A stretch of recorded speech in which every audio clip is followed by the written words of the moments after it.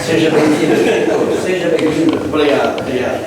Boa noite a todos. Boa noite. Que Jesus, nosso mestre, irmão e amigo, se faça presente em nossos corações, hoje e sempre. Estava com saudade dessa casa já também, né? Já faz um tempinho já que não dá certo da gente encaixar, mas é um prazer estar aqui. E como sempre eu trago temas que eu preciso trabalhar em mim.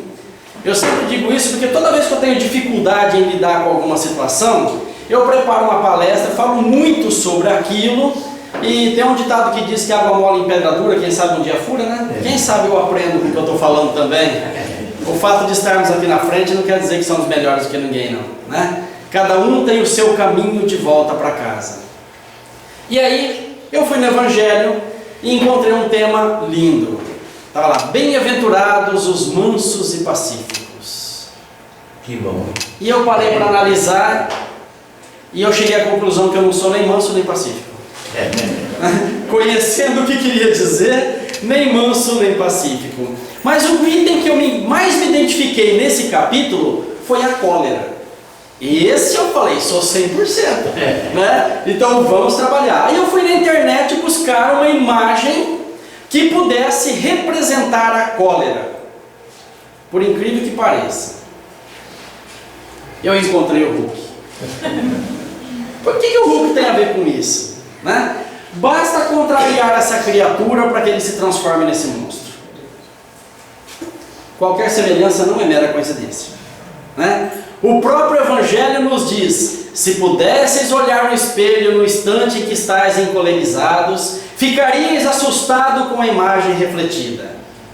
Porque nós literalmente nos transformamos num monstro quando nós estamos encolerizados, porque fomos contrariados por algum motivo, ou nós fomos magoados por alguém, então nós perdemos todo o equilíbrio e sofremos com essa situação.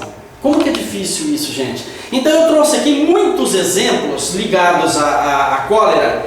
Eu me encaixo na maioria. Vocês vão se encaixar num exemplo ou outro que eu der aí, tá? O importante, já que a doutrina espírita, a base dela é a reforma interior, porque Kardec apresenta em seu slogan: reconhece-se o verdadeiro espírita pela sua transformação moral e o esforço que emprega para vencer as suas más inclinações. Quer dizer, quem é o verdadeiro espírita? É aquele que está buscando se transformar através do conhecimento adquirido. Não é simplesmente uma religião. A doutrina espírita mostra caminhos para que a gente possa modificá-los e se transformar numa pessoa melhor. Então é isso que nós vamos ver um pouquinho hoje. E o Evangelho capítulo 9, item 9, traz lá: pesquisai a origem desses acessos de demência passageira, que vos assemelham ao bruto, fazendo-vos perder o sangue frio e a razão. Pesquisai, e quase sempre deparareis com o orgulho ferido. Está aí.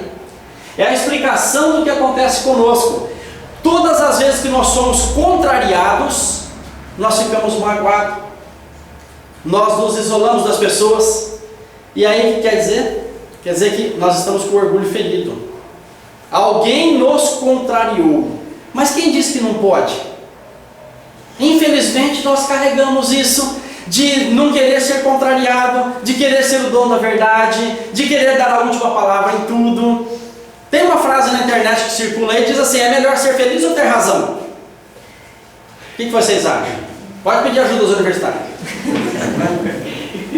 É melhor ser feliz. Tá. Mas para ser feliz eu vou ter que abrir mão da minha razão de vez em quando. Eu não sou detentor da verdade absoluta. Será que é sempre eu que estou certo? Então eu cheguei à conclusão de que o meu maior motivo de ficar encolerizado é porque eu fico repetindo aquelas frases assim: será que você não entende? Será que você não enxerga? Por que você não muda? Quer dizer, eu estou sempre querendo dar a última palavra. Eu estou sempre querendo ser o dono da verdade. E eu estou sempre querendo que o outro faça aquilo que eu acho que é certo. É aí que eu sofro, porque o mundo não vai satisfazer as minhas vontades, a não ser que eu tenha o poder na mão como um patrão e exigir do empregado. Se ele precisar do emprego, ele vai me suportar. Caso contrário, pede as contas também. E dentro de casa o próprio Evangelho já diz. O pai de família diz aqui: eu mando e sou obedecido. E entre parênteses lá na frente, esquecendo de dizer: e sou odiado. Todo aquele que tenta impor a sua verdade com veemência acaba se comprometendo através da própria palavra. Então é isso que nós vamos ter que modificar em nós, porque a doutrina espírita nos convida a rever os nossos conceitos, a fazer diferente a partir de agora. O próprio livro dos médiuns traz lá, e não traz aqui algumas não, né? Olha a palavra como começa: todas as imperfeições morais são outras tantas portas abertas ao acesso dos maus espíritos. Aqui, porém, eles exploram com mais habilidade é o orgulho, porque é o que a criatura menos confessa a si mesma. Eu pergunto a vocês: vocês já viram um missionário obsidiado? Já ouviu falar? Chico Xavier obsidiado? Divaldo, Madre Teresa, Irmã Dulce? Já ouviu falar? Não, né? Por que será? E os obsessores deles são obsessores ferrenhos, são obsessores anticristos, são obsessores que não querem deixar implantar a paz no planeta. Aí nós também temos os nossos. Alguns obsessores nossos, né, são aqueles que um dia nós contrariamos, nós traímos, nós magoamos por algum motivo, nós mudamos a nossa ideia, enfim, de alguma forma eu tenho inimigos do passado, todos nós aqui temos, tá? Que são aqueles que um dia fomos muito amigos e que hoje, por um desvio de informações ali ou de opiniões, se tornaram inimigos. Temos mais alguns gratuitos. Tá? Quem são os gratuitos? Sabe aquela pessoa que passa na frente da sua casa enquanto você está encarnado e ele olha, e se o portão tivesse aberto ele entraria e faria mal para alguém, né? Ele desencarna, ele não se torna anjo. Ninguém cria auréola e asinha quando chega do lado de lá, né? Quem dera, né? Mas não cria, ele continua sendo a mesma pessoa lá. A diferença é que aí ele não precisa mais encontrar o teu portão aberto. Ele só precisa encontrar um lar onde não tem o evangelho no lar, onde não tem a prece, né, constante, onde não tem a tentativa da paz no equilíbrio. Então ele passa ali na frente, ele vê alguém discutindo dentro de casa, ele dá uma olhadinha e fala: opa, festinha. E entra. E convida mais alguém para entrar com ele.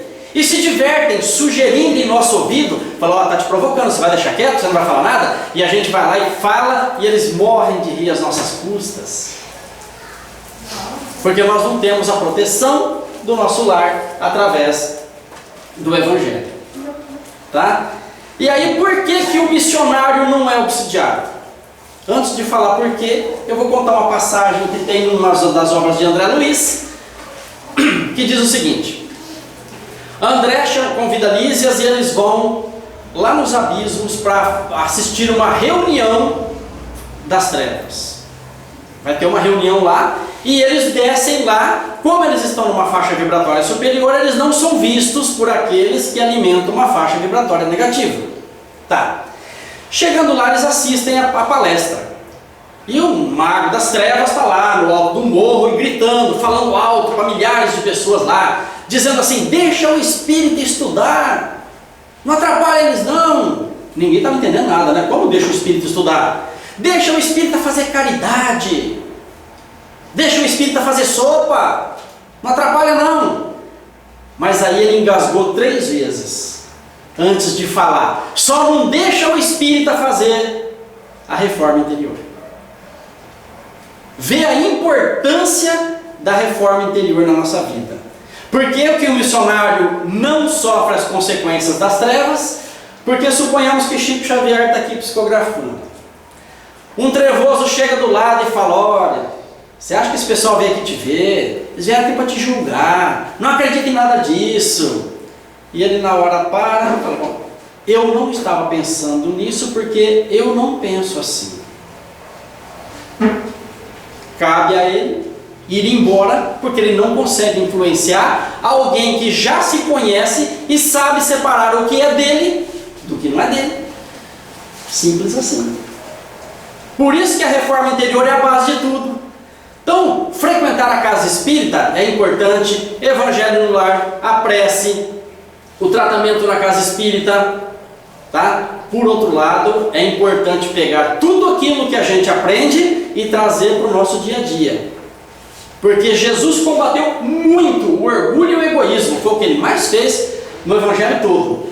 Agora, o problema é que o orgulho, quando começa a estar um pouco exagerado, ele se transforma numa coisa pior, que se chama personalismo. Olha lá. O personalismo é a expressão mais perceptível e concreta do orgulho. É a excessiva e incontrolável valorização conferida a nós mesmos, levando-nos a supor termos direitos e qualidades maiores do que aquelas as quais realmente possuímos. Então quem é o personalista? É o que fica repetindo aquelas frases que eu acabei de dizer. Será que você não entende? Será que você não enxerga? Por que você não muda? Por que você é teimoso, sabe? Então o personalista é aquele que quer dar a última palavra. É aquele que quer ter razão sempre. E Jesus, quando ele diz assim, primeiro tira a trave do teu olho, para depois tirar o cisco do olho do teu irmão, ele estava querendo dizer justamente isso. Faça para você primeiro. Por que está cobrando uma coisa que você também não faz? Tá? É interessante que eu preparei uma palestra sobre a trave e o argueiro, e eu tive a oportunidade de fazer essa palestra 72 vezes, em 72 casas diferentes. Vendo se tem água na sua jarra. Tá, tem. E aí, 72 vezes eu fiz essa palestra. E como eu disse que a palestra é feita para mim, eu preparo para mim, qual foi a lição que eu tirei disso aí tudo? Aí é que tá, né? A lição que eu tirei é que quando eu conseguir tirar a trave do meu olho, eu não vou querer tirar o cisco do olho do meu irmão. Essa foi a conclusão que eu cheguei. Posso modificar futuramente. Mas por quê? Porque para que eu possa tirar a trave do meu olho, eu preciso esperar o meu amadurecimento, a minha mudança de comportamento, aprender certas lições para modificar a minha maneira de agir. Ou seja, eu vou ter que ter um tempo para mim de amadurecimento para que eu possa tirar a trave do meu olho.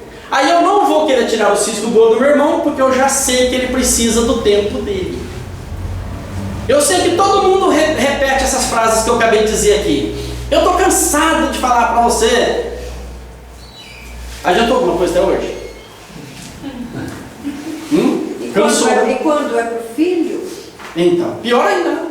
Porque a gente fala muito mais para ele. Você está criando. Como que você vai deixar algumas coisas passar? Verdade. É difícil, né? É difícil. E como é difícil. Tá? Mas esse negócio de falar, sem dar o exemplo, sem a gente fazer a nossa parte, não vai adiantar. Porque até os 7 anos a criança faz o que a gente fala. Pode perguntar para os psicólogos, né? Até os 7 anos a criança obedece a gente, o que a gente manda. A partir dos 7 anos acabou, faz o que eu mando, não faz o que eu faço. Aquele negócio, você não pode beber, tô com a latinha na mão. Você não pode fumar, tô com cigarro, esquece. Ele vai fazer o que você faz, não é o que você está pedindo, né? A partir daí ele começa, o espírito começa a se concretizar na matéria. Então, enfim, nós vamos ter que mudar essas conotações. Porque a gente já percebeu que falar só não adianta. Tá? Já pensou se fosse gostoso se a gente falar assim, olha, é a última vez que eu vou te falar tal coisa. E a pessoa, nossa, mas sabe que eu não tinha parado para pensar nisso? Você tem razão. Já viram acontecer isso? Não? Eu não. Eu nunca vi. Nunca vi. Então é isso, nós vamos ter que modificar a maneira de agir e olhar por outro ângulo mesmo o problema.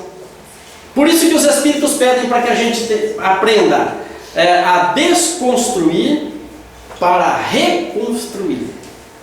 Esse é o caminho. Desconstruir as ideias formadas, as frases prontas, aquilo, porque meu bisavô fazia, meu avô fazia, meu pai fazia, eu também faço. Não, acabou. Cada um tem tudo evolui. Tudo evolui. Tem muita coisa que antigamente fazia que prevalece até hoje. Mas tem muita coisa que já foi modificada para melhor. Principalmente conversar entre os familiares, coisa que não existia antigamente. Né? Isso não existia, era mais difícil. Então, são questão de hábitos que nós teremos que mudar. Porque, para o personalista só existe 2 opiniões. A dele e a errada. Ele está sempre certo. Ele não muda. Né? Interessante que Kardec perguntou para os espíritos uma definição de quem são os espíritas. Tá? Eu achei isso aqui na Revista Espírita e achei muito interessante. Diz assim: os espíritos respondem: espíritas imperfeitos são aqueles que corrigem as pessoas para que se encaixem em nosso modelo de expectativa e transformam a diferença dos outros em defeitos. Então, se eu estou aqui conversando com meu amigo Jonah, chega um amigo dele que não se encaixou no meu padrão. Quando ele vai embora, eu já questiono: ah, esse é teu amigo? É. Ah, mas pra que um cabelo comprido desse? Esquisito, né? Ou senão eu falo assim: pra que o cara coloca tanto piercing desse jeito, né? Colocando ferragem no corpo, né? Se eu não concordo, eu vou julgar. Nossa, por que o cara tem tatuagem na cabeça? Pra que um negócio desse? Ou se não pergunta, ele é gay, né? Ou seja, se a pessoa não se encaixar no meu padrão de expectativa, ele está errado. E cabe a mim aprender a respeitar cada um do seu jeito. Eu não posso querer modificar as pessoas de acordo com o meu padrão de vida. Cada um tem o seu jeito de ser. Eu sofro porque eu quero que aconteça do jeito que eu acho que é certo.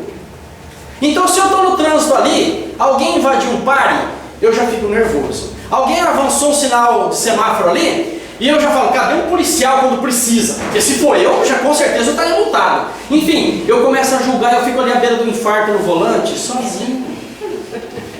Sozinho. Aquele que fez a coisa lá, a coisa errada, ele foi embora sorrindo, não tá nem aí. E eu estou ali à beira do infarto, sofrendo sozinho. Dá para entender que nós procuramos, né? Depois eu falo: o meu fardo está muito pesado, mas não é meu fardo que é pesado, aí eu estou botando peso em cima dele. E eu que estou arrumando mais coisas para colocar em cima desse fardo. Eu estava esses dias ouvindo uma música, que eu ouço tudo, mas para que eu gosto de uma música eu tenho que gostar da letra. Dá para entender que está difícil de arrumar música boa. Está complicado. Mas eu ouvi uma música de Lucas Luco, e ele disse essa frase aí que eu achei interessante: a gente estragou tudo por ficar apontando nossos erros. Se a gente parar para pensar, no começo de um relacionamento, tudo é bonitinho, né? Nós estamos usando uma máscara bonitinha, fingindo que não somos aquilo ainda, o outro também coloca uma máscara bonita, e até os defeitos que o outro tem é virtude. Mesmo os pais falando: ó, você não conhece a fera, né? Mas, para nós, estamos em fase de conquista, tudo é muito bonito. E depois de algum tempo de relacionamento, aí o bicho pega, né? Porque aí até as virtudes que o outro tinha viram defeito. E acontece isso aqui, ó. A gente estragou tudo por ficar apontando nossos erros e acaba caindo nisso, ó.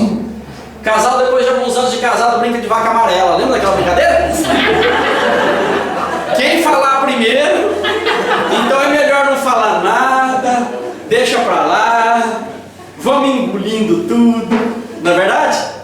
Não vamos falar nada não, porque se falar dá briga, então não responde não. Gente, isso não faz digestão. Tudo que nós tentarmos engolir não faz digestão. Nós vamos ter que regurgitar isso em forma de fibromialgia, de depressão, de câncer, de doença do coração, de AVC. Tudo são consequências do nosso estado emocional detonado. Eu pergunto para vocês, desculpa. Eu pergunto para vocês, vocês acham que o passado existe ou não? O que vocês acham? Existe? Existiu? Né? Então tá. Só vou fazer uma colocação, não vou responder agora não.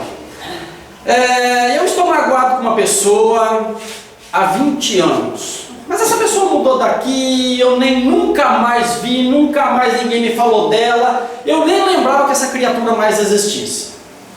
Tá. Aí eu vou numa festa, chego lá, tô lá conversando com os amigos, me divertindo, batendo papo e tal. De repente, quem eu olho no fundo do salão? A criatura. Aí você já fica. O que acontece com a gente? Ó, taquicardia, né? Já dá taquicardia, já dá sudorese, a gente já altera o nosso estado emocional, já chama um amigo e fala: o que aquela pessoa está fazendo aqui? Você não sabe o que essa criatura fez para mim. E eu volto a sentir tudo como se fosse no primeiro instante. E eu volto a perguntar para vocês: cadê o passado? Cadê o passado? A dor é a mesma do passado. Né? O passado está aqui presente, ó. Isso eu falei de 20 anos. E o que aconteceu na última encarnação? E na penúltima? E há 1000 anos? E há 2000 anos? E há 5000 anos atrás? Tudo que tiver mal resolvido está guardado aqui. O nosso perispírito é como se fosse um HD de um computador que ele armazena tudo em forma de sentimento. Mas ele não sabe definir o que é bom e o que é ruim. Como eu disse, ele é um HD de um computador. Ele armazena vírus, como ele armazena coisas boas, como arquivo. Mas quando o espírito, que somos nós, né? Tem muita gente que fala assim, o meu espírito essa noite foi não sei onde foi. Eu falei, gente, você tem dois? Porque como assim o meu espírito? Eu sou o espírito, né? Eu já vi muitos oradores falando assim, porque o espírito de Emmanuel, eu falei, mas ele também tem espírito? Emmanuel é o espírito, então é o espírito Emmanuel, o espírito André Luiz e agora o espírito Chico Xavier. Não é o espírito de, ele não tem um espírito, ele é o espírito, assim como eu sou o espírito, né? Então quando o espírito, que é a inteligência, faz a leitura do perispírito, faz a varredura, ele chega naquele lugar que dói, ele, aqui não quero mexer aqui não, que aqui dói. E nós vamos adiando. E eu garanto que até que a gente não mexer em todas essas feridas, nós não vamos melhorar. Não vai haver evolução espiritual. Sabe aquela ferida que está purulenta, aquela casquinha que nunca cicatriza? Nós vamos ter que pegar uma lixinha, um ralo e acabar de tirar tudo aquilo, tratar direitinho para que volte uma casquinha definitiva e desapareça. Tem que mexer. Não tem outra alternativa. Enquanto eu fingir que as pessoas me deixam infelizes, enquanto eu fingir que eu só não sou feliz por causa do outro, esquece. Eu estou fugindo do problema. Ninguém me faz infeliz. Nem eu na realidade, porque eu estou agindo pela ignorância. Eu ainda estou agindo pela ignorância. Eu preciso modificar tudo isso. O problema é que o medo de encarar tudo isso faz com que a gente vai se isolando, nós vamos perdendo a sensibilidade, nós vamos querendo perder o contato com as pessoas. Eu não quero mais estar em contato com o outro, porque senão tem que ficar mantendo a aparência que está tudo bem e não está, e eu vou me isolando. É por isso que as redes sociais e o WhatsApp da vida está maravilhoso hoje em dia, né? Porque ali eu não preciso mostrar a cara feia que eu estou fazendo, eu não preciso entortar o nariz, eu posso entortar o nariz que ninguém está vendo, né? Isso é maravilhoso. Rede social, WhatsApp, a gente encontra pessoas que faz tempo que não vê, pessoas que talvez nunca mais veríamos. Eu tenho amigos no Japão, tenho na Itália, que eu, com certeza eu não terei mais contato físico com essa pessoa, mas eu tenho a oportunidade de estar vendo o que ela está fazendo e conversando com ela, matando a saudade. Isso é ótimo. Mas nada substitui o contato. Olha esse vídeo que bonitinho.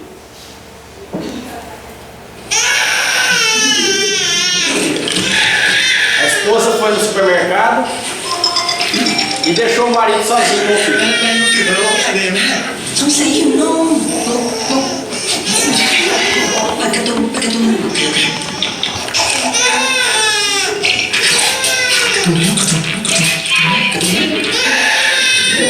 Lúc mới thì cả tôi lúc chuyện raใช่ไหมงั้นเอางี้เอาลูกคุยกับแม่หน่อยนะคุยกับแม่จ๊ะเอ๋แม่อยู่นี่ไงลูกเห็นแม่ไหมคะจำยังไม่ได้จ๊ะเอ๋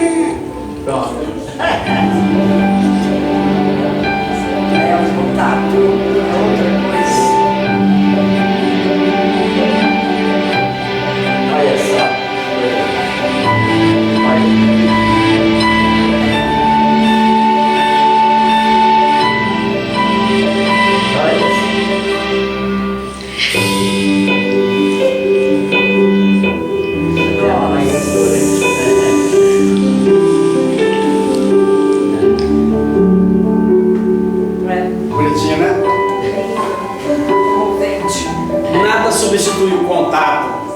Como eu disse, rede social é maravilhosa, mas eu sempre lanço um desafio. Experimenta fazer uma visita. Sabe aquela visita que a gente está sempre prometendo que vai e nunca vai? Aqui vocês também com certeza dão essa resposta, né? Quando os amigos falam assim, ah, você está sumido, faz tempo que eu não te vejo. Vocês também respondem assim, ah, é que minha vida está uma correria. Tá vendo? Cai como lá, não muda nada, né?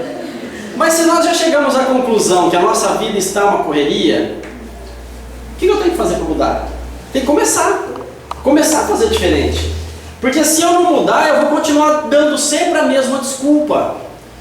E o interessante é que eu falei que eu preparei para mim, porque recentemente eu trabalhei 10 anos com um amigo lá, fui fazer algumas visitas para ele, encontrei ele também, representante comercial e tal. E aí ele, de repente, não vi mais ele na estrada, fiquei sabendo que ele jogou futebol até os 58 anos. Aí ele teve que amputar um pé. Entrou em depressão, fui visitar ele uma vez, só que depois de algum tempo ele teve um AVC. E eu não fui. E eu, para ir à minha casa espírita, eu passo na frente da casa dele, mas eu falei, eu preciso sair meia hora mais cedo de casa para fazer uma visita. E todo dia passando lá me sentindo culpado, por que eu não ia? Por que eu não ia? E aí eu falei, eu vou me organizar e vou fazer uma visita. Não deu tempo. Fui no velório dele. Repetiu o AVC e ele desencarnou. Então, gente, a gente precisa evitar que aconteça esse tipo de coisa. Nós precisamos cumprir aquelas promessas, sabe? Dá para se organizar. A gente fala, eu não tenho tempo para isso, não tenho tempo para aquilo. Mas dá tempo de assistir televisão, dá tempo de ficar na zona de conforto. A gente fica ali em casa, né? Ah, hoje eu não vou sair porque eu estou cansado, hoje eu não vou sair porque está frio, hoje porque está chovendo, hoje porque eu não gosto do orador, que é o Chico que vai falar. Então a gente vai ficando, vai adiando, né? E vai perdendo as oportunidades. E daqui a pouco bate o instrumento que Deus usa para a nossa evolução, né? E não é Deus que castiga. Como eu disse, não tem castigo de Deus, mas é consequência de nossos atos. Qual é a palavrinha que nos tira da zona de conforto? É uma palavrinha com 3 letrinhas. Dor. A dor. Daqui a pouco vem a dor, nos tira da zona de conforto, e tudo aquilo que eu não fiz com saúde, eu vou ter que fazer doente. Aí eu venço todos os preconceitos, todas as dores, todas as dificuldades, e eu começo a enxergar a vida por um ângulo melhor. Precisaria da dor? Não. Eu poderia ter feito enquanto estava na zona de conforto, mas estava bom. Por isso que eu falo, existe um mundo muito bonito e desconhecido dentro de nós. Conheça-te a ti mesmo. Sócrates disse isso, conheça-te a ti mesmo, 450 anos antes de Cristo. E Jesus vem depois e diz, conhecereis a verdade vos libertará. De que verdade ele está falando? Sobre nós mesmos. Uma obra que muito pouco espírita estuda, Céu e Inferno. No 16º artigo dele encontra o seguinte: o arrependimento, conquanto seja o primeiro passo para a regeneração, não basta por si só. São precisas a expiação e a reparação. Tá? Vou pegar meu amigo Claudemir aqui agora. Tá? Vamos dar um exemplo assim. Ontem à noite eu estava com ele e eu acabei falando muito para ele. Coisas que eu deveria e coisas que eu não deveria. A raiva que eu estava de outra pessoa, acabei descarregando nele, deixei ele magoado, deixei ele triste e fui embora. Hoje de manhã eu acordei e pensei, o que eu fiz com meu amigo ontem? Primeiro passo, arrependimento. Tá? Então eu estou arrependido por ter falado tudo aquilo para ele. Adiantou alguma coisa para ele até agora ou não?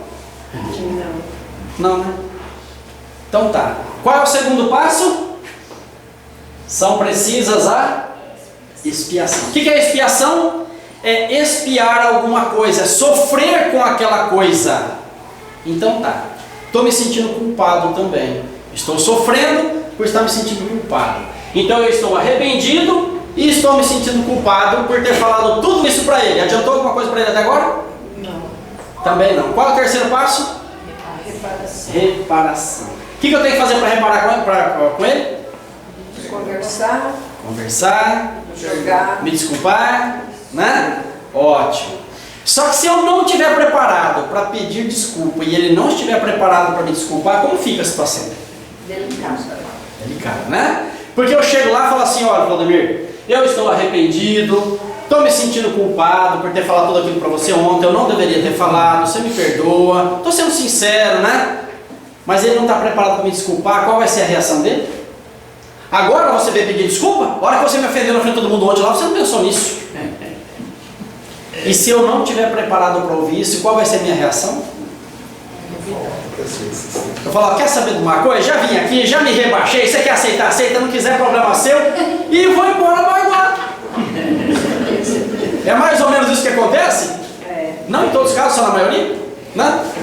Mais ou menos isso. Então eu tenho que estar preparado para a reação dele. Pode ser que ele tenha essa reação. Não vai ter porque ele é melhor que eu, ele vai me desculpar, né? Mas pode ser que ele não me desculpe. E qual vai ser o meu preço? Primeiro, eu tenho que admitir que eu sou capaz de errar como todo mundo é. Então, ótimo. Eu sendo capaz de errar, eu tenho que me perdoar por isso. Então, se eu estou arrependido, eu sofri me sentindo culpado e fui sincero no meu pedido de desculpa, a partir daí, se ele não me desculpar, eu já não posso mais sofrer com aquela situação. Porque eu fiz a minha parte. Eu errei, mas eu corrigi de acordo com a minha capacidade. Tá? Agora, se ele não me desculpar nem nessa encarnação, esse é o preço que eu vou pagar, perdendo um amigo por ter falado coisas que eu não deveria. Eu falei demais, isso tem um preço. E eu perdi o amigo. Mas eu não posso sofrer por causa disso, e eu só tenho que pegar isso como lição para que na próxima vez, com outro amigo, eu tome mais cuidado com o que eu falo. Porque quem fala o que quer acaba ouvindo o que não quer também. Então tudo isso, gente, são lições a serem aprendidas. Eu cheguei à conclusão com esse tema da cólera aqui, que é muito mais profundo do que a gente imagina. Então as pessoas aqui, eu não sei se aqui acontece isso, mas a maioria dos lugares que eu vou acontece. A pessoa, mas eu não vou fazer mais o Evangelho não, eu já fiz 3 anos de Evangelho, eu já fiz 4 anos de Livro dos Espíritos. Gente, uma frase do céu e inferno, nós ficamos tudo aqui, todo esse tempo aqui. E isso porque eu não aprofundei, eu só trouxe aquilo que eu tenho capacidade para explicar. Daqui 2 anos que eu for falar sobre isso de novo, com certeza eu já vou ter mais coisa a agregar nesse exemplo. Uma frase. Uma frase. Então, quanta coisa nós vamos ter que modificar, alterar aqui, ó. Quem daqui não gosta de ganhar aquele abraço de urso gostoso? Todo mundo, né? Eu adoro. Mas alguém está se propondo a sair para abraçar ou não? Ou só cobra o amigo quando ele vai, você não vai na minha casa, aparece lá qualquer dia, né? A gente cobra, mas a gente não dá. E Jesus explicou que se você quer receber, primeiro você tem que dar. Primeiro nós temos que sair distribuindo abraço. E um dia alguém vai vir nos abraçar. Essa é a nossa parte. Porque quando os sentimentos são opostos, ou você sente um ou você sente o outro. E se estiverem polarizados, não vai poder sentir o amor. Então, se eu me manter magoado, revoltado, triste, eu vou estar encolerizado, eu vou estar numa faixa vibratória negativa. Posso sentir amor numa situação dessa? Não. O amor é um sentimento humilde que dá lugar para qualquer outra coisa que entrar no lugar. Ele só se manifesta quando eu estou em paz comigo mesmo. E para que eu fique em paz comigo mesmo, eu tenho que trabalhar todos esses bichos que eu carrego dentro de mim. Essa é a parte difícil. Tá? Então, gente, eu estou trazendo tudo isso, não quer dizer que eu já faço tudo isso. Como eu disse para vocês, eu preparei coisas que eu tenho que ouvir. Não se sintam culpados se encaixarem em alguns exemplos, porque essa é a primeira encarnação que nós estamos tomando contato com tudo isso. Tá? Há milênios nós viemos sofrendo com tudo isso. Mas agora nós estamos teoricamente aprendendo como deve ser feito. Na hora de colocar em prática, vai doer muito.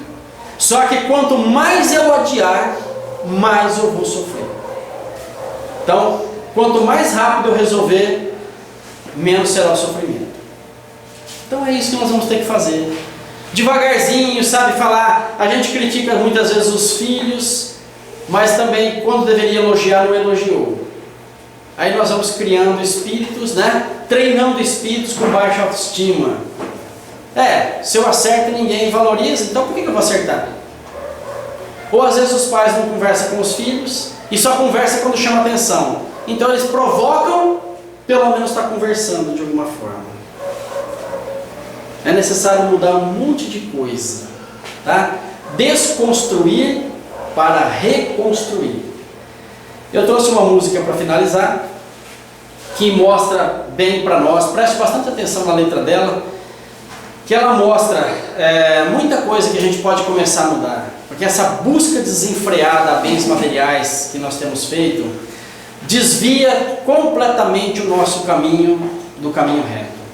Então, como eu disse, Deus não castiga, mas Ele cria leis. E toda vez que eu saio fora da lei, eu sofro as consequências.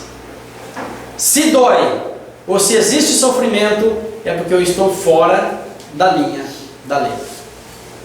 Todas as vezes que eu fujo da lei, eu sofro as consequências. É uma letra muito simples, mas que vale a pena.